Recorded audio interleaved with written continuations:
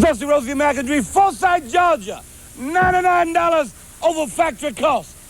When I just came from the big arena overseas over there in Tokyo, Japan, I got in the cab outside. I got in a General Motors car. I said to the Japanese cab driver, I said, hey, Japanese cab driver. He said, what is it, Dream? I said, where you get this General Motors car? He say, Forsyth, Georgia. I say, all right. That's bad, Jack.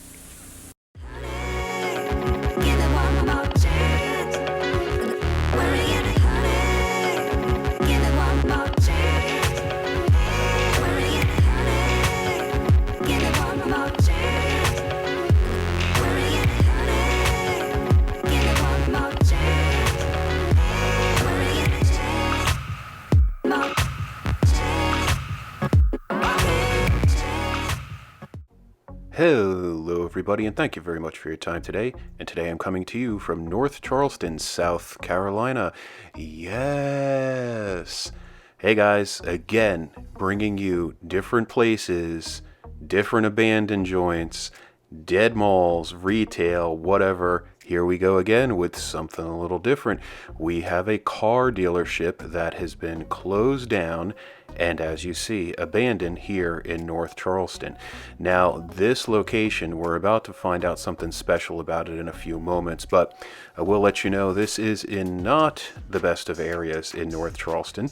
It is one of the reasons why I only got out of my car for a few moments to film the inside of two of the buildings here on this property. These doors that you see, some open, some not, you can see some chairs, some other random stuff where obviously folks are possibly living in the evenings here, unfortunately. And this property also typically has a lot of police presence on it, probably trying to keep the homeless and or any drug activity off the property. Now, this was a dealership probably in a few different manners. Now, at the end of its life here, or recently, it was, I believe, autosdirect.com. So it was basically like a dealership with a website, and anybody could come in and buy. They were basically kind of in the angle of, hey, we're not a dealership, we're better because we're giving you internet prices, which is obviously awesome. So there you go, vehiclesdirect.com. Now, this property, I assume, was obviously some other type of dealership through the years, maybe a Jeep, maybe a Ford, maybe a Chevy. So for those of you from North Charleston, definitely let me know if you have any history of the information here for this dealership. And pretty impressive lot, I've got to say that. I mean, there are a lot of bay doors, so they most likely did auto body work. They probably did repairs. In a few moments, you're even going to see an area where they had the painting bay. So definitely, it must have been very nice at some point. The property's now really overgrown. The signs have been covered up. The parking lot's kind of a mess. You've got a few pawn shops locally. You also have an oil change place next door. And it is on the very busy section of Rivers Avenue here. So we'll stop there for a moment and take a look at the sign. So no haggling, no dealer fees. I like the way that sounds. Too bad they couldn't stay in business. Obviously, in this day and age with car and trucks being so expensive, it definitely would be nice to be able to save a few dollars. Now, we're going to take a look at the rest of the lot. I believe some of those vehicles that are parked there are probably workers from the oil change place. You'll see the shrubbery is now overgrown. The palm trees are overgrown.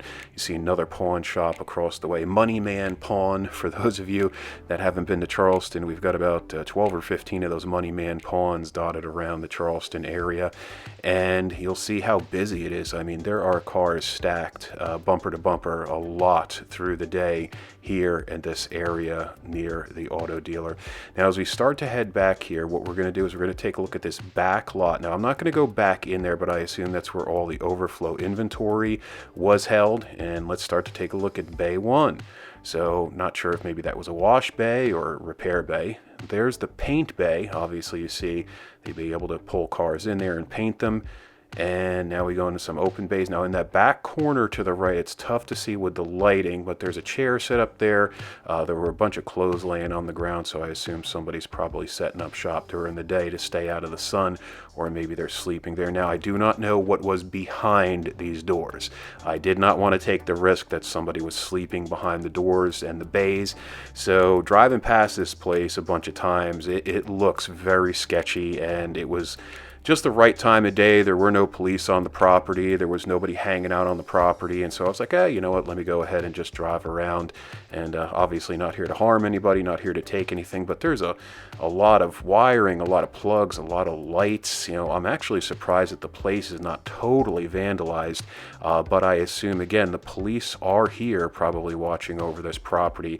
And this is probably very prime real estate, by the way. While this property looks really overrun and run down, this is in a massively busy intersection here in North Charleston. Now, in a moment, I'm going to take a look up at this sign, and we're going to also get out of the vehicle, and we're going to take a look at what's taped on the window there. I think you guys are going to find it very interesting as to what's going on at this property. So do one more little turn, and then we're going to check out the inside. So hold on one second.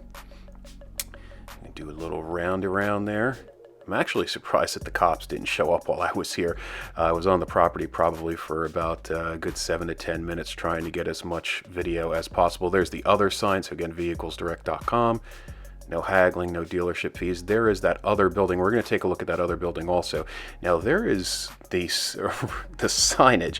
It almost looks like you're going to a concert. Now here's some information from DHEC. Now I don't know the whole backstory here, but it looks like there's somebody walking in the background, and they were literally walking right towards my car. I'm like, you gotta be kidding me. Like I just want to film for a few minutes. I can't even stay away from folks trying to get to my vehicle or ask me, hey, can I get some money off of you? But so there was some type of contamination, most likely with petroleum products. I assume oil or gas maybe leaked out of a tank that's on this property, unfortunately. So that is being handled by DHEC, and I assume some contractor to make sure that it does not contaminate the earth anymore. Now here's the second building. I assume this was probably the used car building way back in the day. So guys, as we start to close out the video here, I want to say thank you very much. Please subscribe and catch me in the next one. Bye-bye.